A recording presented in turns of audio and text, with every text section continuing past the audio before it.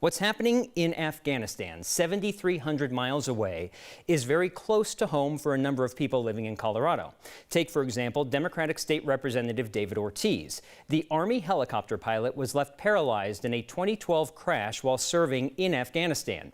And his view on his own party's decision-making is not something you often hear from a politician these days.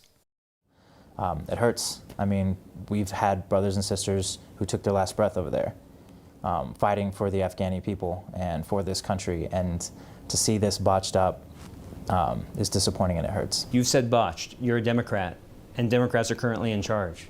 And you have no problem saying botched. I don't. I think that those of us that are electeds or those of us that are voters, whether you have a D or an R next to your registration or as an elected, you need to be able to speak truth to power. And that includes being self-reflective and honest and constructively critical of mistakes when they are made. People are be watching. They're like, I don't live in Afghanistan. I've never been to Afghanistan. I couldn't pick it on a map. Yeah. Why should I care of what's happening? When people say that it was a waste or it wasn't worth it, we have not had to endure a 9/11 style attack since 9/11. And I think we might see that changing. We will see. I think we are less safe as a nation, and I think we're less safe as a globe, to be honest with you, with the Taliban in power. You were watching the president's address, and I heard, I don't know, a tisk or just a scoff. Yeah. What's going through your head? To me, it sounds like there's damage control being done.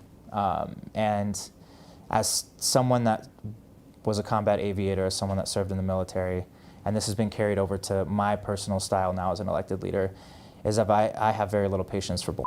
I don't. I'm not here for it. I don't care for it. And I feel like that's part of what I heard. And I know that there are Ds that are saying this was going to happen, this was inevitable no matter what. And the majority of them who it's coming from are white men who've never had to live under a regime where they couldn't go to school because of their gender, where if they committed a crime, that they would be whipped and beaten or killed. So they sit there in their privilege saying that this was all inevitable, having no experience in national security, having never served. And it makes me incredulous and it makes me frustrated, and they just need to stop.